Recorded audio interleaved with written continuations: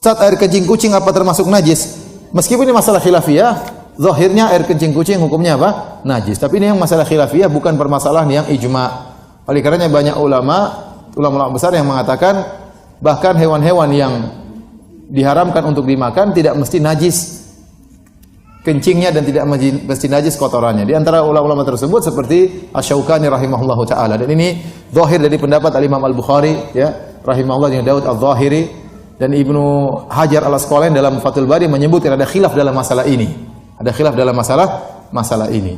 Karena kita punya kaidah usul bahwasanya al-aslu fil asya at-taharah. Hukumnya asal segala sesuatu suci. Sampai ada dalil yang menunjukkan itu apa? Najis. Apakah dalil yang menunjukkan bahwasanya ya kucing najis? Apa ada dalil bahwasanya menunjukkan bahwasanya air kencingnya najis? Harus ada dalil khusus. Kalau tidak, kita kembali kepada hukum asal bahwasanya segala sesuatu hukumnya suci. Suci bukan berarti bersih ya. Ingat ya, suci bukan berarti bersih, tapi suci sama dengan bukan apa? Najis. Banyak perkara-perkara yang kotor tapi tidak najis. Contohnya apa namanya? Ayam busuk itu kan baunya enggak enak, tapi dia tidak najis meskipun busuk ya. Contohnya khamar itu haram tapi dia tidak najis ya. Contohnya mungkin ada apalah banyak yang busuk, banyak yang tidak enak tapi dia tidak najis. Contohnya kentut juga tidak najis ya. Kalau ada kena angin kita apakah harus dicuci? Enggak kan? Enggak, artinya banyak perkara yang dia busuk dan bau tapi bukan apa? Najis. Dari situ sebagian ulama berpendapat yang benar-benar najis datang dalam hadis cuma kencing manusia. Dalam hadis kata Nabi SAW tentang dua orang diadab oleh Allah dalam azab kubur, di antaranya wa amal akhar fakana la yastanzihu min baulihi. Adapun yang satunya dia tidak bersih tatkala cebok dari air kencingnya. Kata Imam Al-Bukhari, ini berarti menunjukkan air kencing manusia hukumnya apa? Najis. Nah, ulama Syafi'iyah mengkiaskan berarti seluruh kencing di sini ya, kata dia ini adalah kalimat yang umum, berarti mencakup seluruh kencing manusia dan hewan seluruhnya hukum asalnya najis, kecuali ada dalil yang menunjukkan tidak najisnya. Maka ulama Syafi'iyah membalikan perkaranya. Berdasarkan hadis ini min baulihi, adapun satu orang ini dia diazab di kuburan karena tidak bersih dari kencingnya, maka dipahami oleh Syafi'iyah ini mencakup seluruh kencing. Berarti hukum asal seluruh kencing hewan yang bisa dimakan atau hewan yang tidak bisa dimakan hukumnya najis, dan mereka berpendapat dengan pendapat ini. Al-Imam Al-Bukhari membantah. Imam Al-Bukhari mengatakan ini kencing bukan kencing hewan, tapi Nabi sedang berbicara tentang kencing apa? Manusia. Jadi yang hukumnya najis secara nas adalah kencing manusia. Nah, Imam Syaukani mengomentari, kalau begitu, kalau Anda ingin menjelaskan bahwasanya kencing hewan-hewan najis harus ada dalil khusus.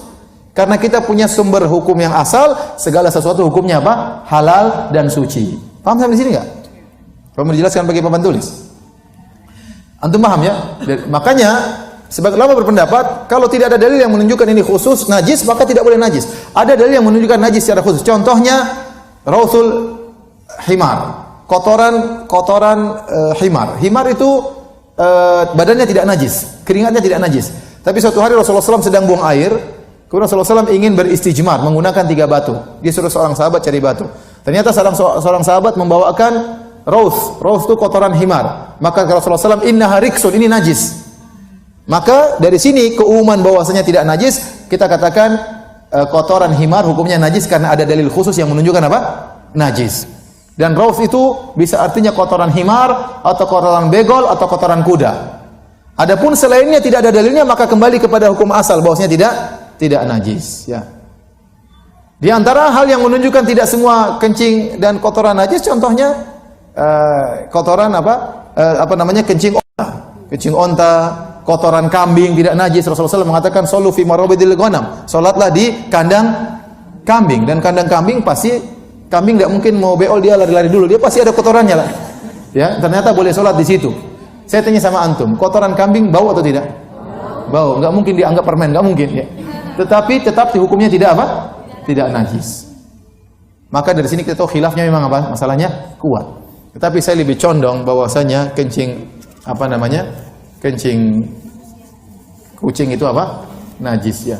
Allah alam bisawab. Ini masalah khilafiyah ya. Ya, adapun satu mengatakan tidak ada khilaf, ini enggak benar ya. Banyak orang salah paham ya. Ini masalah khilaf memang. Tinggal kita lihat mana yang lebih condong. Sebagian ulama Malikiyah mengatakan kucing kencingnya tidak najis, adapun beolnya najis. Kenapa? Karena Nabi SAW waktu Qatadah waktu melihat air apa namanya, ada orang yang ragu untuk berwudu dari sisa minum kencing, sisa minum kucing, dia berkata, Rasulullah SAW bersabda, innaha laisat binajasin, sungguhnya kucing itu tidak najis.